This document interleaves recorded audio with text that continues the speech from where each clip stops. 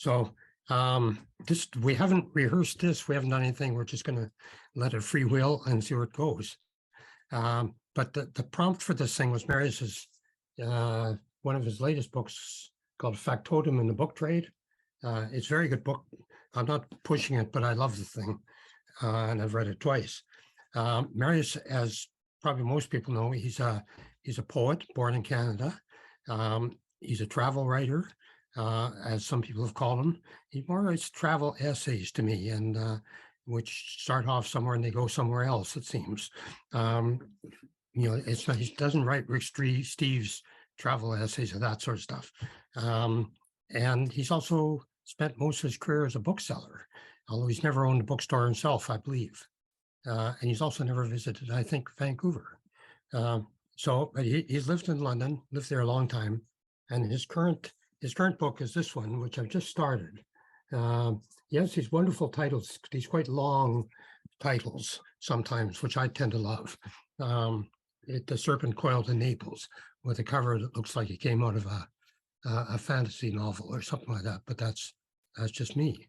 But he's a poet, bookseller, and writer. And Marius, how do you combine all these? Like, how did you get? What came first, the poetry or the bookselling? Well, the poetry came first, and then later on, I was working for Ulysses Bookshop by that point, and one day I made the announcement that I was going to Damascus, and the people there thought I was having some kind of a religious crisis or breakdown. But no, I went to Damascus, and so that opened up a whole new chapter in my life, so to speak. And gradually one thing led to another, and I ended up writing, well, as you see, about Naples. But throughout all this period, I was still working as a bookseller with some very tolerant people who didn't appear to mind if I disappeared for a month at a time. And if it weren't for them, I couldn't have what you would call this range. The range, by the way, never really included writing a memoir of my life in the book trade. My publisher of a couple of other books of mine, Biblioasis in Windsor, kept on at me for about 5 years saying, will you write a book about the trade? And I said, absolutely not. And he'd ask me sort of regular 6-month intervals, and I say, no way. And then one fateful day, I got an email from work from Peter Ellis, who was the owner of the bookshop, and saying, don't come into work tomorrow. I wasn't sacked. No, it was the beginning of COVID, the whole pandemic. And that I had absolutely nothing on my plate at that time. And so I considered this earlier invitation from Dan Wells at Biblioasis, and I thought, okay, I'll give it a shot. And I wrote the book at breakneck speed in the 6-month period of the first wave of the pandemic. I've never written anything so quickly, and was probably with the realization that, the world was going to come to an end pretty soon, and I may as well have my peace. So there we go. I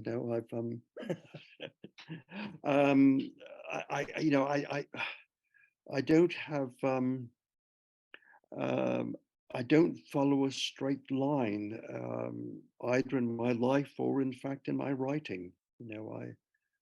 I've always abhorred the straight line. Few of us do, I think. We all wind up backing into things that turn out to be very good for us eventually, I think. But one of the sense I got from the book is this sort of like end of an era, like you say somewhere that bookshops are closing fast in London, that all the little place ones, they've all gone now. It's the same here. There's they're all closing. Even some of the online ones that I used to get catalogs from and things, those are going too. They just can't do it. So do you think it really is sort of like in terms of publishing and bookselling, the end of, Um, in a way? yeah, you wouldn't be wrong to detect an elegiac tone in the book. Mhm. I don't think the bookshop is going to wholly disappear, but the bookshop as a regular feature in our daily lives is going at a terrible rate. When I first came to London in 1970, well, when I settled in 1974, I was in Earl's Court, and you could have a walk of 2 miles to Notting Hill Gate and pass 8 secondhand or antiquarian bookshops, where now there are absolutely none. Of course, I didn't actually pass them. I always went inside, Of course, of course. and it's because I've it, I, it was really a fatal mistake working in the bookshop because I was working in the very area of my own passion, which is books. So I could never really consider myself a proper bookseller, although some people tell me I had been. I thank them very much for their compliments, but it was like working on the fault line for much of my life. And here I am retired, and I'm still going into bookshops. Not many, but such as I can find in the area. Do you consider yourself a collector too? I see a nice array of books behind you there. Yeah, I know. I've never thought of myself as a collector. I've always thought of myself as an accumulator. Uh-huh. A Uh-huh. collector is someone. I divide the people who buy books into um, gosh, was the phrase? See, I can't even remember my own book. I ought to have read it before doing this, but hawks and magpies. Uh-huh. A hawk, I consider a book collector who goes for one particular area and expands on it. A magpie is someone who just picks up whatever looks bright and shiny to him at the moment. So I'm in the latter group, I think. Although I have collected in certain areas. Uh, Poets I've liked, like Geoffrey Hill, W.S. Graham, novelists like Joseph Conrad. Um, I have tried to build relatively complete collections, but on the whole, no, I'm a magpie. Mhm. I'm somewhere in between the two, I think. Yeah, I'm somewhere in between the yeah, two. And the third category is readers, people who who read the book. They may read it more than once, but they have no interest in the book as an object. yeah, They have yes, no interest in typography, the layout, the design, yeah. anything They're else. the same ones. They're the same ones. Yeah, Yeah, I think they are. That's the category my wife is in. yeah. She's in that, so very much That's so. why you raise a good point there, because that's why very, very few women are collectors. Women tend to take a more practical slant on things. They go for the words in the book, not for the covers. It's um, it's a completely alien notion to me, and my heart sinks in despair when I see my wife turning down the corners of the pages before going to sleep. Putting down her paperback. So there's a kind of rule in the house that you can't go anywhere near my books. Yeah, But between one's one has to make some very serious choices between one's marital status and one's books. yeah, And yeah. if we were ever forced to make a choice, I don't want to air it. I don't want to put this on air, but we would have to think very carefully. Yeah, I think so. Yeah, I think there's quite a few people in this meeting here facing this question: what do I do with all these books now? And what do we do? And maybe we'll call Value Village or the Salian or some such thing like that, or what do we do? So, but But um, as I was speaking, a message popped up from a lady called Agnes, who was it a Romanian name? I couldn't see quickly enough. And she said, ha, not so. So, there are these exceptions. Hungarian. Hungarian. Uh-huh. Good. We will end up talking about János Palinsky, the great Hungarian poet. What about on books?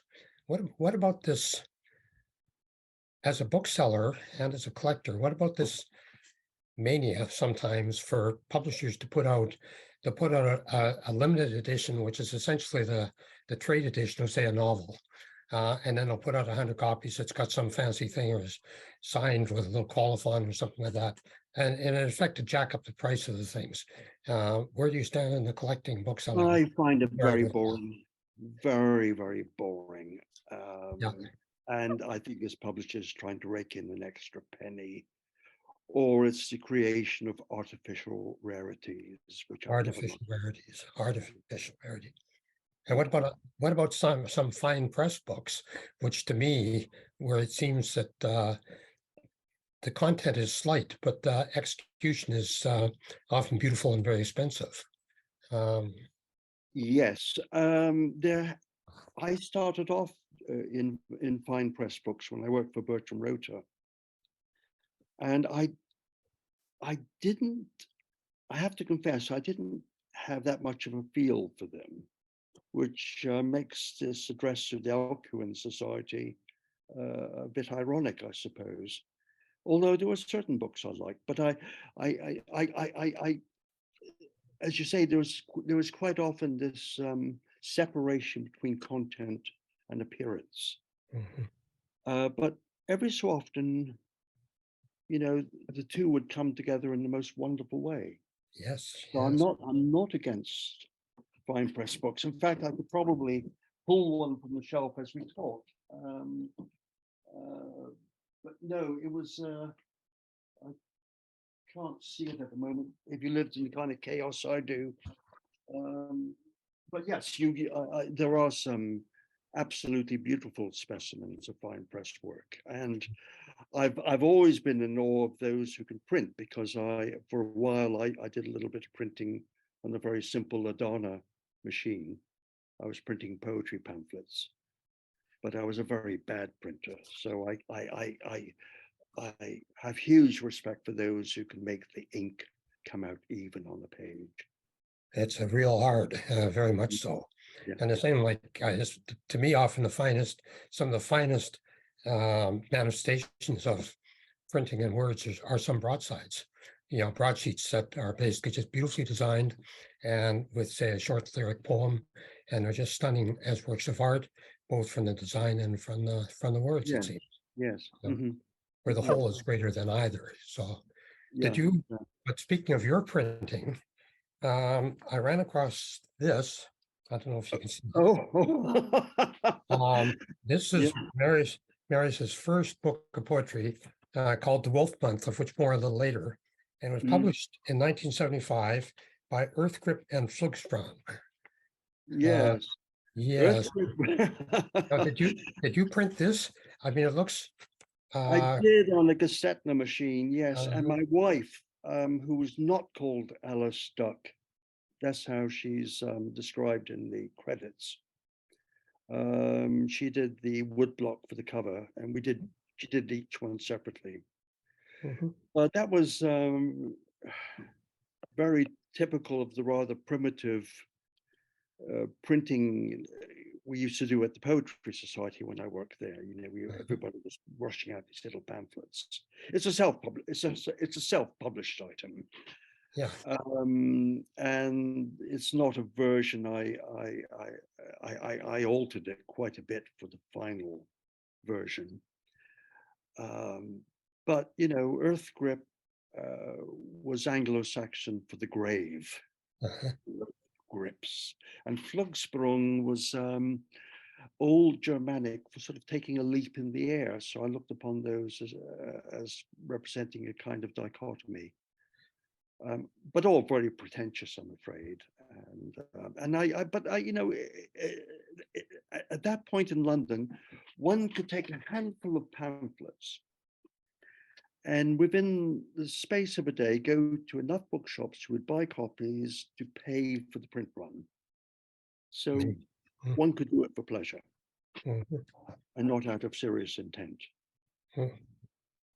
I did have uh, I remember sort of walking around that, and I walked through Soho, and I was accosted by a prostitute who offered the services, and I said, "No, thank you, but would you like a copy of my?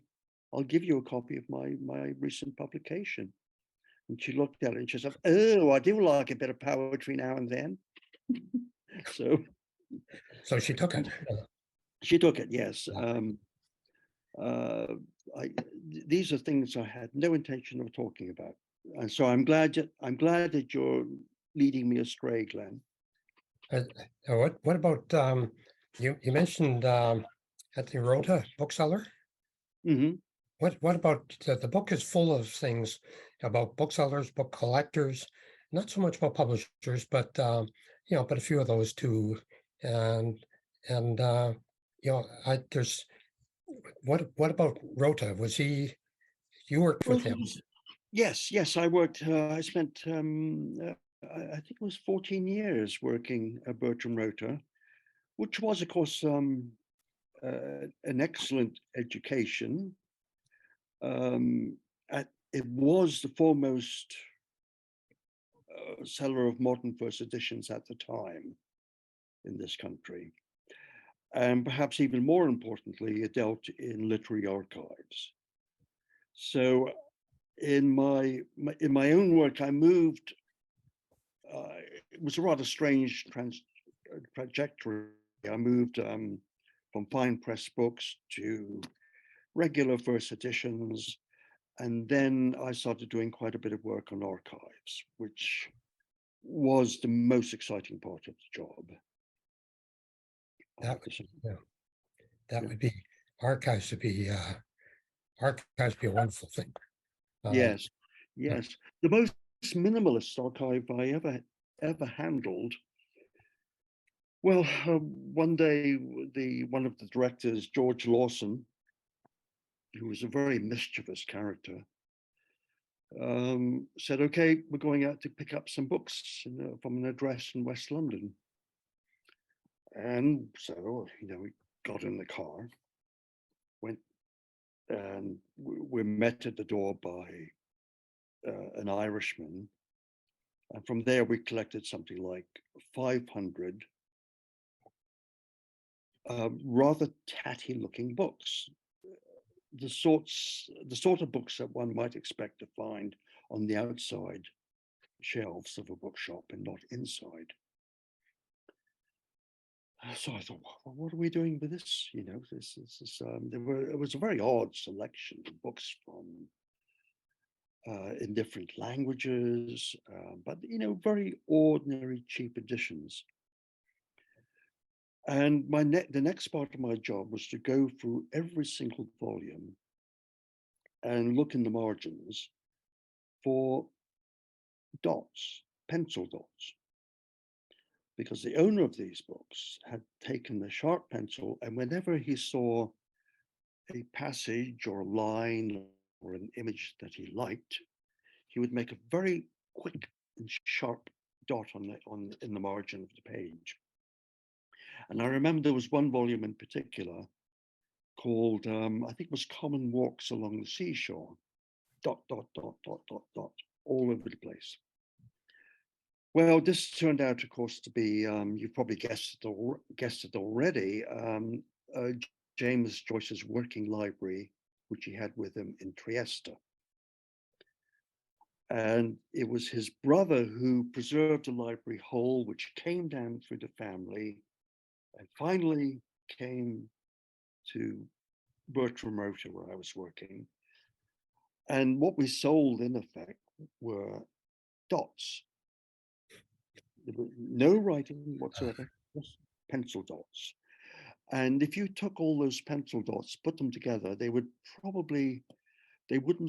fill a dimension larger than that of the actual width of the pencil. And that went off, as one might guess, to America as a very, very important James Joyce archive. Now, other archives I work with, well, that involve, letters, correspondence, which was always interesting. You always had a sense of peeking into people's private lives, and just from time to time, not quite knowing what to do with the more sensitive areas of those lives. But it was, that was the great part of working there. But I also did the regular cataloging of books on a day-to-day basis. Sure. So, so it was spiced up with the archives. I think that's a common story. These nothing, quote, nothing books that turn out to be of importance because of some marginalia or like a bunch of dots or something like that, or things like that, little check marks here and there. So, but how did you figure out it was Joyce? Well, it did help that JJ was rubber stamped onto the front page downs of quite a few of the books. Just JJ, and of course we knew the history, the provenance of these books, but nobody knew exactly where they were. And there they were at a very small house in West London. Sitting there all those years. Sitting there in the basement, moldering away. Good. Not quite, eh? Not quite, but it's. I mean, one hears a lot about attics and basements, and if someone came into a bookshop saying, "Oh, I just found these books on my grandfather's attic," I would immediately get suspicious. And I think, gosh, why was this book, which was published only 10 years ago, sitting up in an attic? And invariably, they'd be stolen books. It was the most common line that thieves used to give, "Oh, I found these in my grandfather's attic." But anyway, that's another story. That's a different thing. Yeah.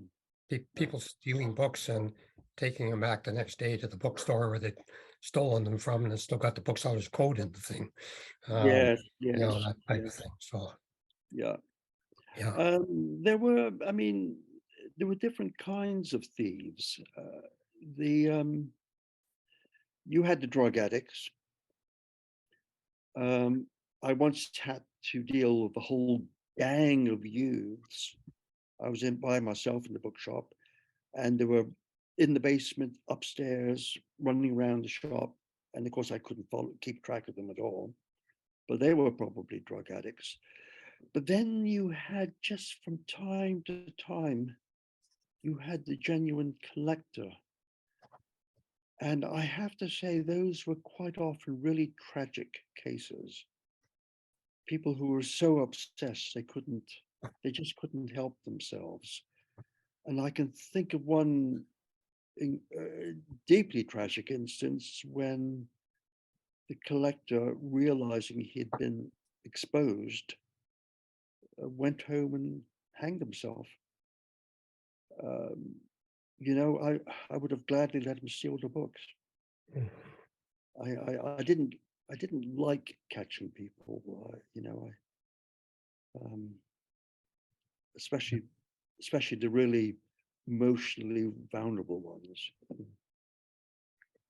I guess all you can do is take the books away and tell them not to come back. Yeah, well, yes, to a certain extent, yeah. I would, because because I'm a bit of a sap, I did occasionally let people off the hook. Yeah, probably more than occasionally. Now, you said in the book when you were very young, you had some books from your youth, I believe it was, or possibly from your mom's collection. I can't remember, but you took them into Patrick McGarren in Ottawa, and he gave you $10 for them. And you said something. Something must gone through your mind. Hey, there's money to be made in books here. That's right. That's right. These were books which I found in a box on the street. Uh-huh. And I was living somewhat hand to mouth at that point. So I went through the books to see if there was anything for me. There wasn't.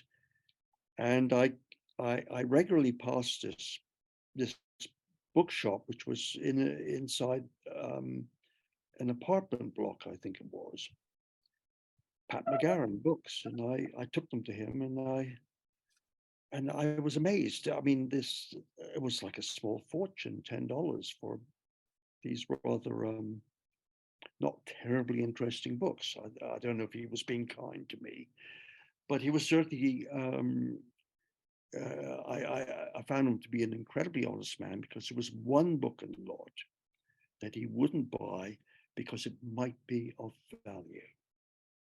And I think that speaks volumes of Patrick McGarren. He said, I don't know what the value is, but you ought to check it out a bit more. In fact, it wasn't of any great value, but I thought, what a gentleman. Did you have dealings with any other Toronto dealers much in your Toronto in your dealers career? in Toronto. This was in Ottawa. Yes, Ottawa. Toronto. I very rarely went to Toronto, Mhm, but in later years I did meet up with David Mason, mhm. who I liked.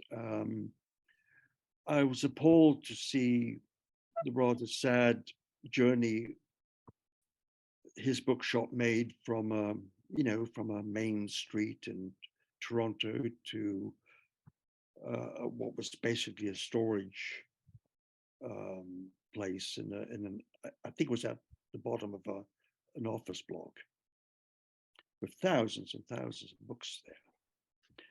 And I think it was at that point I realized things were just beginning to go badly wrong in the book trade.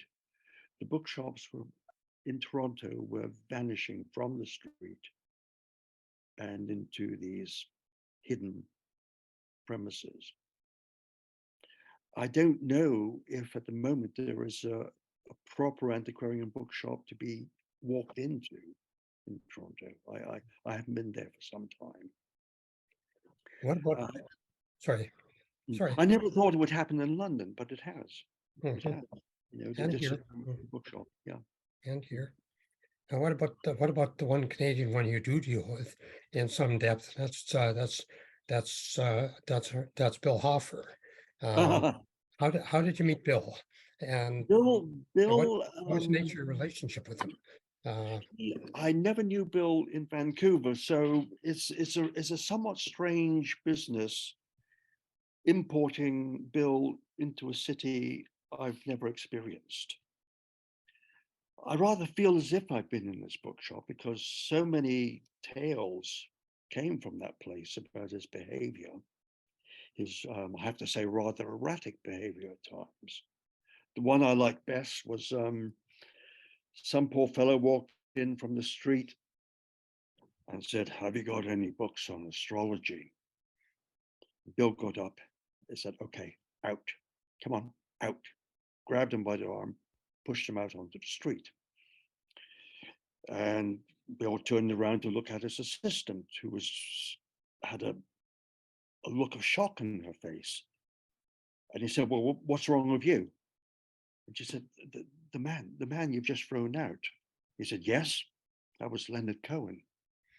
So I Bill was a man, if he didn't think you were worthy of a book he had in stock, he wouldn't sell it to you. mhm. You had to prove yourself. He was um, I guess he was probably the most eccentric bookseller in Canada, but he was too much for many other members in the Canadian trade. And he did make a point of making enemies with a good many of them, particularly those unfortunate booksellers who happened to be living in the east of the Mhm, country. mhm. Yes. But on the other hand, when he came to England, where there were so many bookshops, he was a rather different person. dare I say, just a bit more humble than the figure I'd heard about in Vancouver. Mhm. Um, I, I I imagine he was an absolute nightmare to work for. Uh, I knew of almost everything he ever did because a good poet friend of mine living in Montreal, Norm Simon, lived in Vancouver at the time, and he was sitting around the bookshop almost every day. Mhm. So, but even there, there was this extraordinarily uneasy relationship between Bill and Norm. I think Bill wanted to mold Norm into the figure he wanted him to be. So he was a very, one could say a lot of hugely negative things about Bill, but on the other hand, I think he was a superb bookseller with a tremendous nose. A man who could, at a glance, understand the significance of a book. So he was deeply into it, as I'm sure was your experience. That was my experience. Yeah. He was very kind to me. He taught Mm, me a lot, mhm, and unlike some booksellers, he wasn't afraid to pass on his knowledge. There's nothing proprietary or anything to him about it. If I was mhm. interested in something, he would tell me what he could about the thing, and I love that for him. And as you Yeah. know, as you know, Bill was also a publisher, and he published some very fine things and some very bad things too, in my opinion. Yeah, But one that's of them was mine. well, I'm not going to mention that one, but I do want to mention want to mention that I showed this thing first, very briefly, Yeah. but he also No, no, no, no, please don't. Oh, you're going to. no, I'm going to show this one, which Oh, Coast, that's all right. Yeah, I that's stand by that. yeah, and this was one of this was the first of two books of poetry of yours that he published in Mhm. there, and he did that also, as a nice little um, book like that. They also did it in a nice hardcovered Oh limited my thing. goodness. Yeah, Gosh. you've seen this. Yes, I've got one. Yes. You've Mhm. got one, good. Um, so he did these two. So he thought enough of your books, of that book, to do it as a hardcover as well, and nicely bound with better paper and stuff like that. So um, Yeah. he has some regard for you, even though you guys eventually had a falling out over the third book there. Yes. Well, it wasn't that much of a falling out.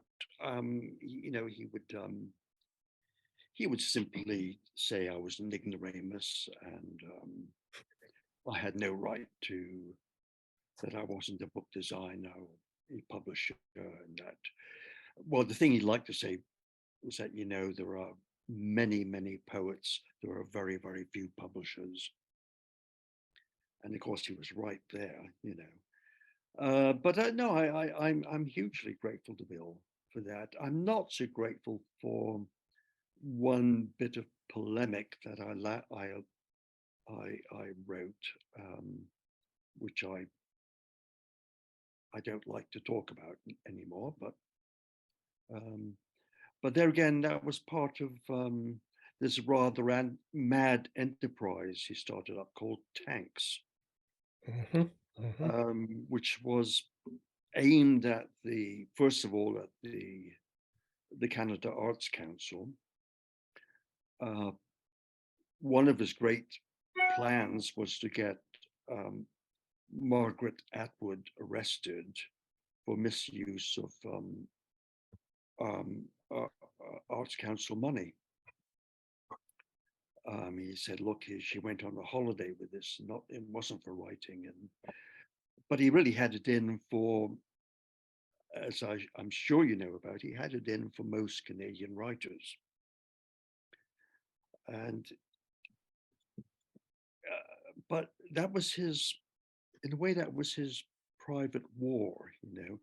I'd already been out of Canada for a long time, but he saw in me suitable material for, military actions on this side of the ocean. And so I became field commissioner for Europe. And we would send each other these imaginary reports of casualties on the field. It was all very puerile, but wonderfully puerile. But I think with Bill, it went beyond that. It teetered over into madness at times, which one can either romanticize or see as having terrible consequences. And I think he had managed to shoot himself in the foot so many times that there was nothing for him to do but leave and move to Moscow, where he got involved in another sort of fascinating stage in his career, not only looking for rare Russian books, but also Russian wooden toys. He became absolutely dolls. Folk art is what they were, what he collected. Yes. Yeah. And after he died, I went to Moscow and I stayed with his widow, Masha, who, alas, is no longer with us. And I slept in this room where there must have been about 3,000 objects, wooden objects, staring at me. These woodcutters and birds flying through the air, wooden birds. All kinds of figurines on the shelves, lined on the shelves. And I have to say, I had sort of lost touch with the man he'd become. He was,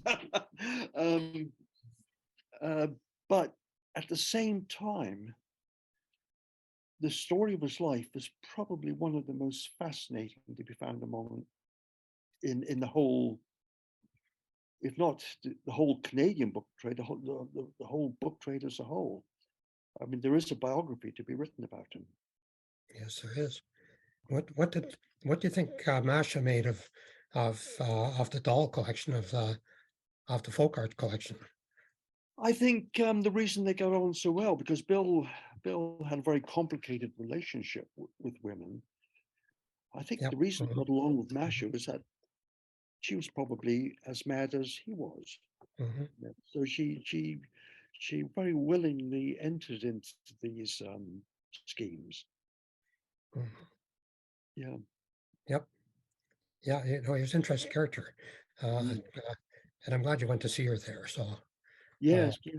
I just wish I know, as I understand, there is a book of essays about Offa being compiled at the moment.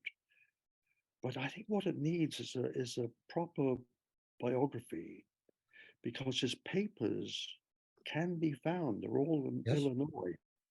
Yep. In Chicago. Yep. And there were masses of papers, letters he wrote to that marvelous Californian bookseller, Peter Howard, for example. Did you have much to do with Peter as a bookseller? Only when he came to London, but he never really bought very much from us. I think he had such a huge collection already that coming to London for him was more sort of more pleasure than business. Yeah, unless of course you would come to buy a whole library, which I'm sure he did. I mean, Bill was a very, very rare bookseller indeed to be imparting knowledge, because most booksellers keep things very close to their chests. And as Bertrand wrote it was, I mean, it was a code of secrecy. We never mentioned the customers we had. We never mentioned where we sourced books. Everything was a secret. Well, he stayed until he died on really good terms with two of his assistants. You said, what it must be like to work for him. But two of them he's on good terms with, and good people, both of them. So one Yes. long gone now, but they both women liked him very much, Mhm, mhm. and worked hard for him and liked him Right. very much. Yeah. Yeah. Yes, Mhm. yeah, He was he was a complicated character. for sure. I go into this to some extent in the book, perhaps just a little bit more than I meant to. As I said, I wrote the book in a great speed, and I may have produced a somewhat more negative picture than intended. But also, the thing that interests me most about writing about these things is I'm much more interested in human nature Mhm. and the frailty that one finds in human nature, the failings, the flaws, you know. And so a bit of that comes across in the book in ways which have been perhaps a bit exaggerated, but that's partly my doing. Maybe I shouldn't have written about them in the first place. Well, that seems to be the nature of some of your travel writing too, in a way. Uh, Mhm. I don't consider you a travel writer as such, but you'll take something and you'll build an essay around it, but it's fundamentally about people and Yeah. their strengths and weaknesses, or their idiosyncrasies and the follies and fables and so forth, like that. That seems to be what your travel writing is about. And did you ever do any of these long distance book scouting trips with people like Hoffer, or people like Driftfield, or so forth? No, I went off on my own sometimes when I Uh-huh. was working at Roto. I'd go and look at libraries and buy them, but not on epic scouting missions. Um, the most curious of those missions being the one that Bill Hoffer went on with Driftfield. Mhm, mhm, Um, I, I Driftfield has acquired a kind of a legendary, yes, a kind of a legendary status here, which I don't think is wholly deserved. Um, he he wrote incredibly nasty things about people. He was virulent in his anti-Semitism, which makes me wonder how Bill and Drift survived going mhm. on a road journey together.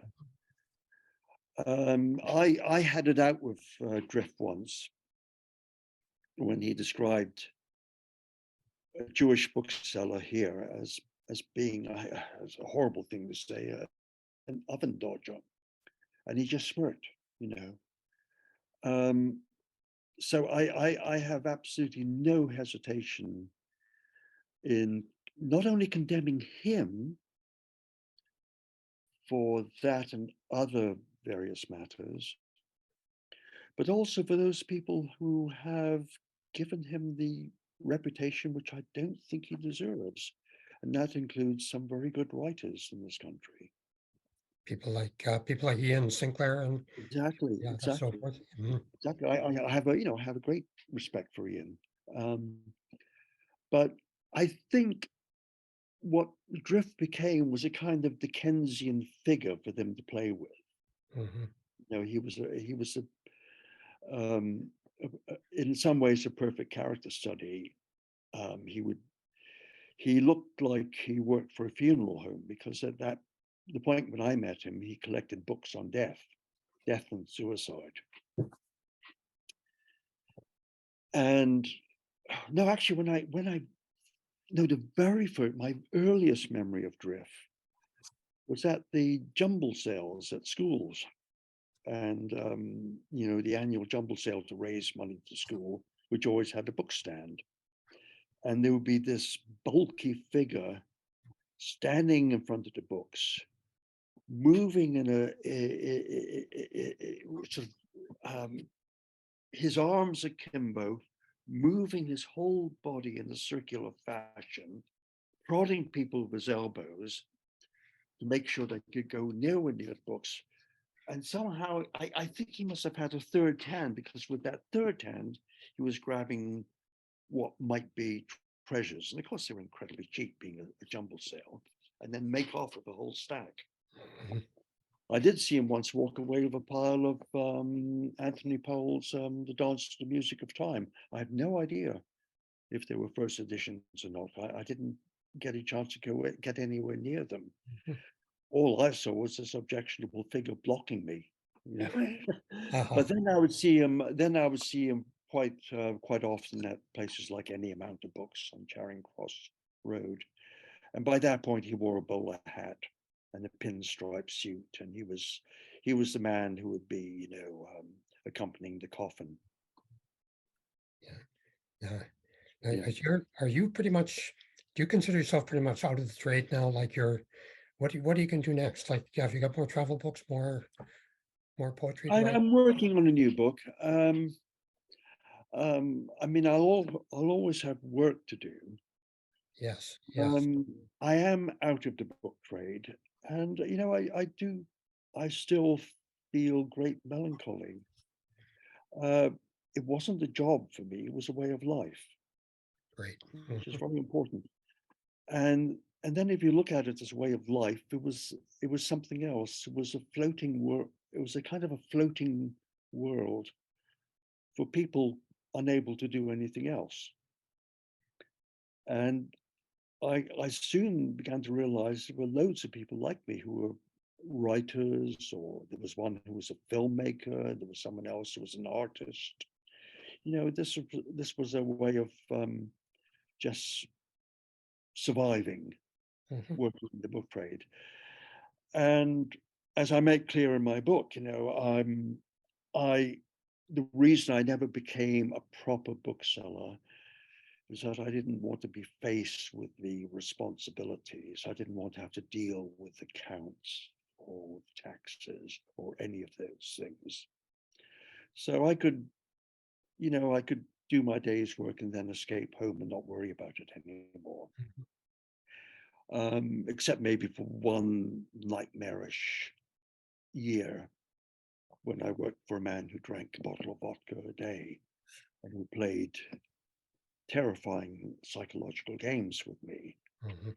And that was the worst working year of my life. And I described that in some detail. Yeah. Mhm. Yeah. Yep. Well, Marius, I think we should probably turn it back to Stuart. He might have Oh, some right. Okay. to Spencer. He might have some questions. Okay. I think we have lots and lots of furious women in the audience Good, who good. And argue with what I said about there being very few women collectors. But well, that's may okay. I pose, before they ask me their questions, I'll ask them a question. Would they wouldn't be in the Alcuin Society unless they were one of those rare collectors, would they?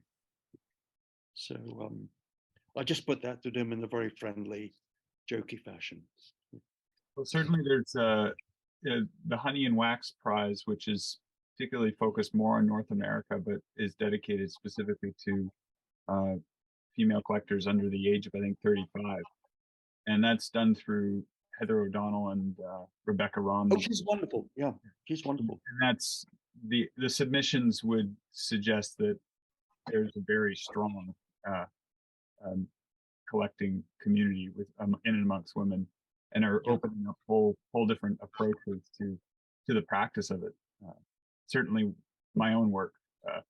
There are a number of clients that I have who are female collectors, so it's something that I think some of that discussion has opened up more in the last decade or Yes. 2 decades, I'd say. Um, Yeah. One comment that was made that I think is an interesting one. It's one that you touch on as well. So this is in regards to David Mason. It says David Mason and other booksellers rehabilitated Queen Street West in Toronto, and the chain stores followed them, drove up the rents, and drove the booksellers out. And so he moved to a less retail street, Adelaide Street West. hasn't that happened all over the world? And I think, you know, you touch on this a little bit in terms Yes. of London real estate prices and rent. Mhm. Absolutely.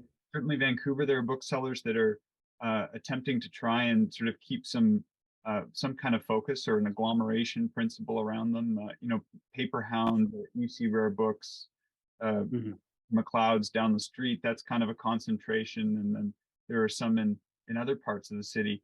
Um, do you think that there will be there's certainly a sense that some uh, property holders find bookstores to be a valuable part of the community. You think of something like Pulp Fiction at Broadway in Maine is really kind of a hub. Do you think that Mhm. how do you think that perception will be built again? Do you think that there's a possibility for that to be understood as a way to have people connect with communities? Um, I'm look. I'm not that optimistic. I I did work. My last job at Peter Ellis Bookseller was in Cecil Court, Mm. which is a pedestrian alley, uh, which was mostly devoted to bookshops. Now, let me just provide a very small illustration here. When I went down that alley in the 1970s, there were elderly booksellers mostly, and they couldn't care less if they sold a book or not. The rents were low. If you walked in and if they didn't feel like selling a book to you, so be it. There was no way you could, you know, get it out of them. That happened to me at one instance. I asked if I was looking for a certain volume, and the man said, "No, no, no, I haven't got it." And I said, "Yes, but there's one just to the left of you, over your shoulder." And he turned around slowly, looked at it, and said, "Ah, yes, there is. Not for sale. Not for sale." Now, it's a measure of how much life has changed since the 1970s, that to survive in Cecil Court, where there is a sympathy for booksellers, I know the owners of property would like booksellers to keep their shops there. But with the rents going up, and with a with a government which is not at all sympathetic to small business anymore, how do you manage? You've got to so the old time bookseller could just sit there all day and chat to people and maybe drink a bit of whiskey like I am at the moment. The time when people like that could survive is completely gone. Now you've got to really work hard to stay alive, and that was certainly the position at Peter Ellis. We just had to keep putting out catalogues. We had to keep changing the stock over, and of course the energy that goes into that requires someone who's extremely dynamic, who was braver than I am. It's become an area where a lot of people who start out as booksellers, they can't survive. Mhm. They don't know how to. Mhm. They don't understand the changes in the nature of collecting itself. So sadly, where there were many bookshops, there are now very few. Um, I I look at Cecil Court, I go down there now, and it's no longer all bookshops. There are other kinds of shops, antique shops, very nice, some of them, a couple of galleries. There's even a tiny auction room, but it's not all bookshops. Mm. And I don't think we'll ever get to the point when it's all bookshops again.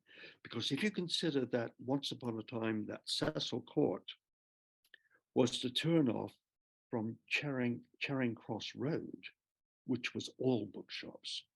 And now you've got two struggling to survive. The others, there are this Foils, which is a new bookshop. But I in this country at least, new bookshops in no way impact on secondhand or antiquarian bookshops. Although there has been another kind of a change where you do have some shops, like one in Piccadilly, which will insert first editions into the new stock. I don't see how that's going to work for them, quite honestly. People go in for new books, don't expect to be suddenly confronted with a book that's £85 rather than 15. Mm. So no, I'm not optimistic.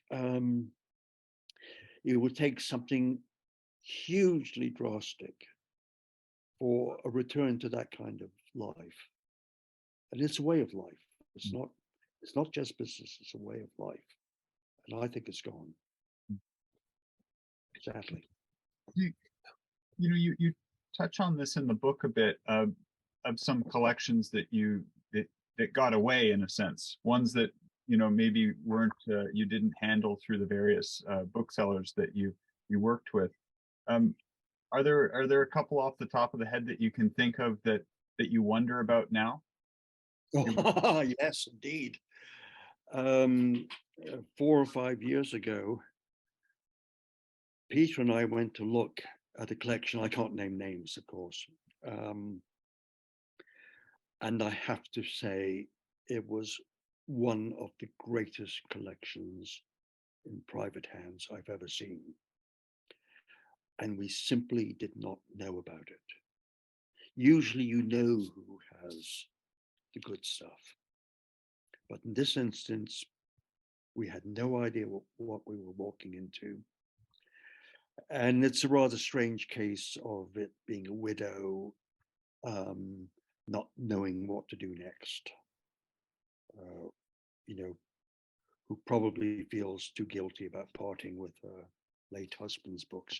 I don't know. But I suspect there's some sort of a strange psychology behind it all. But I can think of the hours of Peter and I would just sit there thinking, oh my God, what happens if someone else gets into that collection? It was so good. We were expecting a modern collection. It was poetry going back to the 16th century.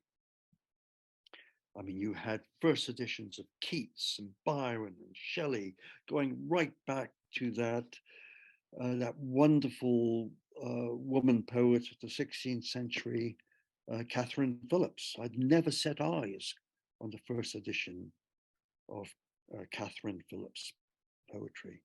There it was.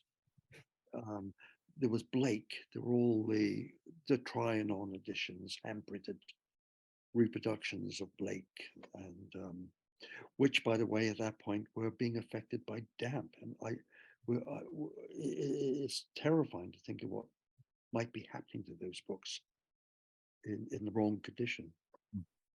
Yeah. Oh yes, and it's happened with individual volumes. I'll never forget someone bringing in the first edition of John Donne's poems, and my jaw just dropped. It was the most perfect copy. And he said, well, I'm just testing the market. Would you be interested? And I said, yes. Never saw him again.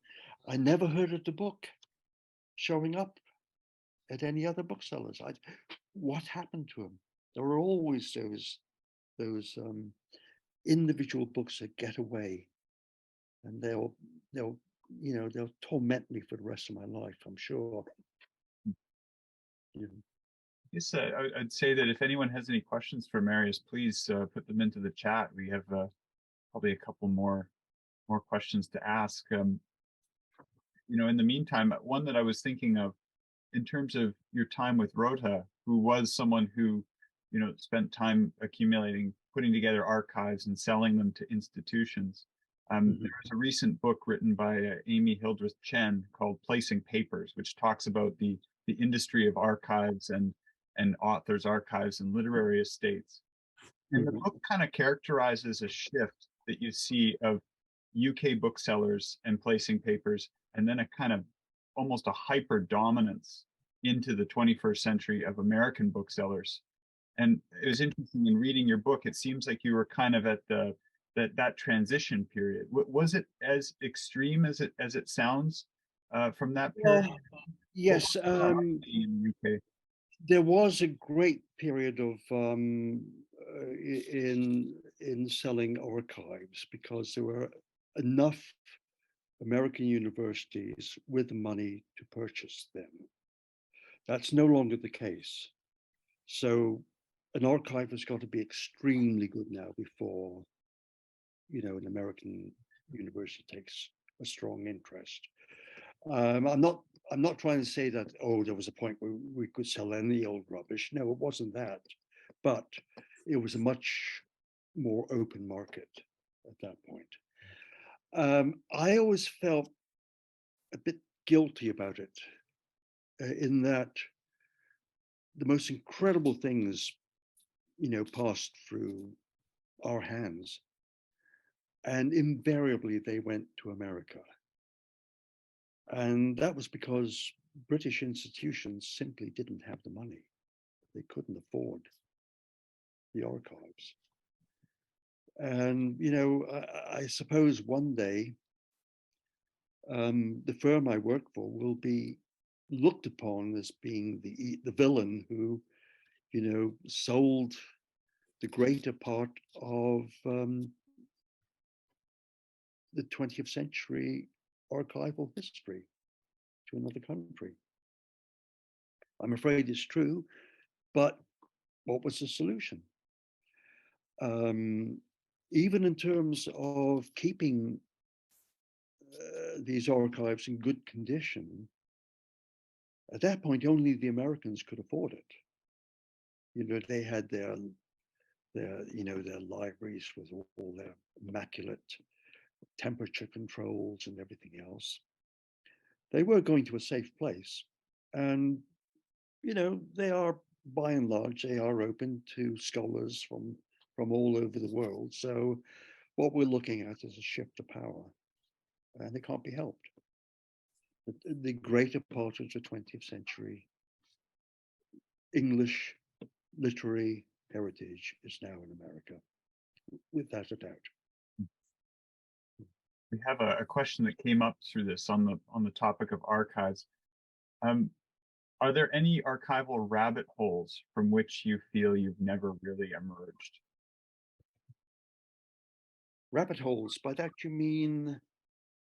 I guess sort of research lines through that or have minutia in them that open up into other rooms, that open up into other topics, and you forget how to get out of. Yes, that's an very interesting question. I'm actually doing the thing with London. One